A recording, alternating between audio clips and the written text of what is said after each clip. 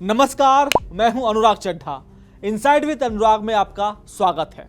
दोस्तों, अगर मैं आपसे कहूं कि उत्तर प्रदेश में अन्य पिछड़ा वर्ग का आरक्षण खतरे में है और यह खतरा इतना बड़ा है कि चुनाव भी रद्द हो सकते हैं, तो शायद आप चौंक जाएंगे। जी हां, जिस ओबीसी वोट बैंक को साधने के लिए लखनऊ से दिल्ली तक रणनीतियां बन रही हैं, उसी ओबीसी समाज के आरक्षण का एक कानूनी पेच ऐसा फंसा है कि अब प्रदेश में प्रधान, बीडीसी और जिला पंचायत अध्यक्ष चुनने की पूरी प्रक्रिया ही ठप होने की कगार पर है।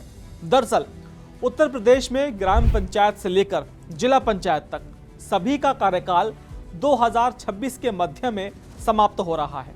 नियमों के हिसाब से अप्रैल-मई 2026 में नए चुनाव हो जाने चाहिए। गांव-गांव में भावी उम्मीदवार अपनी पूरी ताकत और पैसा झोंक चुके हैं, लेकिन इस पूरी तैयारी पर एक अदालती और संवैधानिक ब्रेक लग चुका है।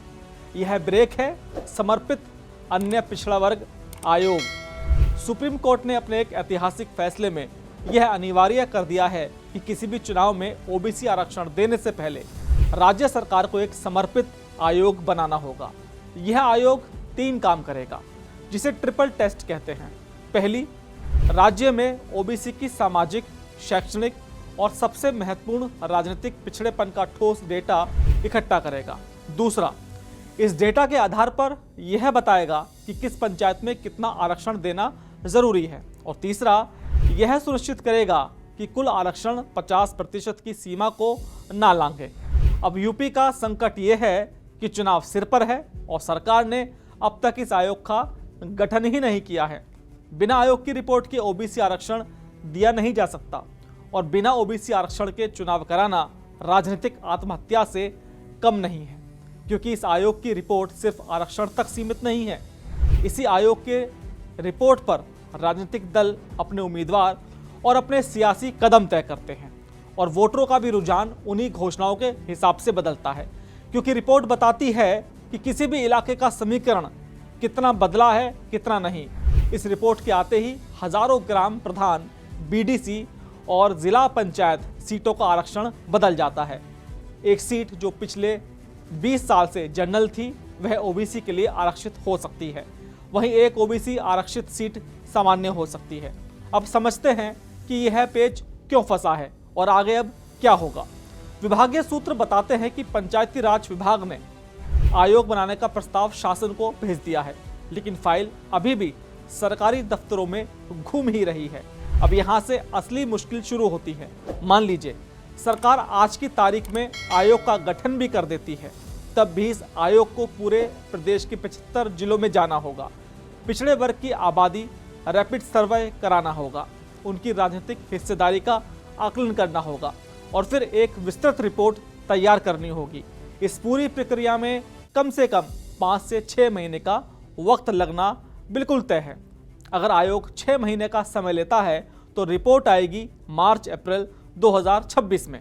उसके बाद उस रिपोर्ट के आधार पर सीटों का आरक्षण तय होगा, आपत्तियां मांगी जाएंगी, उनका निस्तारण होगा और फिर चुनाव की अधिसूचना जारी होगी। इस प्रक्रिया में भी 2 से 3 महीने और लगेंगे। इसका सीधा मतलब है कि जो चुनाव अप्रैल-मई 2026 में होने थे, अब वो किसी भी कीमत पर उस समय पर नहीं हो सकते। चुनाव कम से कम 6 से 8 महीने टालना लगभग तय है। अब अगर चुनाव 6 से 8 महीने टलते हैं तो इसका रणनीतिक लाभ किसे मिलेगा? चुनाव में देरी विपक्ष के लिए ऑक्सीजन की तरह है। सपा को बैठे बिठाए एक भावनात्मक और ठोस मुद्दा मिल जाएगा। अखिलेश यादव अब गांव-गांव जाकर कह सकते हैं कि भाजपा सरकार पिछड़ों का हक नहीं देना चाहती, इसलिए आयोग ही नहीं बना रही है और चुनाव को टाल रही है। यह नैरेटिव उनके पीडीए फॉर्मूले को और मजबूत करेगा, लेकिन भाजपा के लिए बेहद खतरनाक साबित हो सकता है। साथ ही विपक्ष, खास तौर पर मायावती और चंद्रशेखर आजाद जैसे नेताओं को अपनी जमीनी तैयारियों को और मजबूत करने, असंतुष्ट नेताओं को साधने और सरकार के खिलाफ माहौल बनाने के लिए कीमती वक्त मिल जाएगा। वहीं भाजपा के लिए यह स्थिति आगे कुआं पीछे खाई जैसी है। चुनाव टलने से सरकार को थोड़ी राहत मिल सकती है, क्योंकि वह इस अतिरिक्त समय में ग्रामीण क्षेत्रों के लिए कुछ नई योजनाएं लॉन्च कर सकती है, विकास कार्यों को गति दे सकती है और स्थानीय स्तर पर पनप रहे सत्ता विरोधी माहौल को शांत करने की कोशिश कर सकती है। लेकिन इसका दूसरा पहलू बहुत खतरनाक है। भाजपा पर ओबीसी विरोधी होने का आरोप लगेगा, जिसे धो पाना बहुत मुश्किल होगा। 2024 के नतीजों के बाद भाजपा पिछड़ों को लेकर कोई भी जोखिम बिल्कुल नहीं लेना चाहेगी, लेकिन यह देरी उसी जोखिम को और बढ़ाने का काम कर रही है। यह पहली बार नहीं है।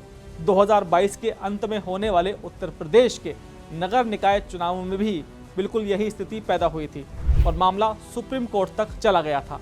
2022 के अंत में योगी सरकार ने निकाय चुनावों के लिए ओबीसी आरक्षण की सूची जारी कर दी थी। इस आरक्षण को इलाहाबाद हाईकोर्ट की लखनऊ बेंच में यह कहते हुए चुनौती दी गई थी कि सरकार ने सुप्रीम कोर्ट द्वारा अनिवार्य किए गए ट्रिपल टेस्ट फॉर्मूले का पालन नहीं किया। इसके बाद हाईकोर्ट ने सरकार की ओबीसी आरक्षण सूची को रद्द कर दिया और आदेश दिया कि चुनाव तत्काल बिना ओबीसी आरक्षण के करवाए जाएं, यानी सभी ओबीसी को जनरल मानकर चुनाव करा लिए जाएं। हाईकोर्ट के इस फैसले के तुरंत बाद योगी सरकार ने स्पष्ट कर दिया वह किसी भी कीमत पर ओबीसी आरक्षण के चुनाव नहीं कराएगी। यानी भाजपा को भी इस आयोग और इस आरक्षण की अहमियत पता है।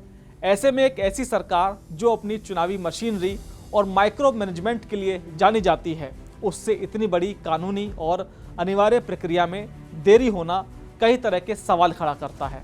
क्या यह कोई रणनीति है या फिर सियासी खुदकुशी? क्योंकि उत्तर प्रदेश के पंचायत चुनाव को भेदे बिना 2027 की लड़ाई का रास्ता साफ नहीं होगा। अब देखना यह है कि योगी सरकार इस समस्या से कैसे निपटती है, क्योंकि इसे एक मुद्दे में यूपी की अगली सरकार का भविष्य तय करने की पूरी क्षमता है। दोस्तों, मेरा ये विश्लेषण आपको कैसा लगा कमेंट बॉक्स में ज़रूर लिखकर बताइएगा। साथ ही साथ मेरे चैनल को सब्सक्राइब करना बिल्कुल मत भूलिएगा। तो दोस्तों, आपसे मुलाकात होगी फिर दूसरी खबर के साथ। नमस्कार।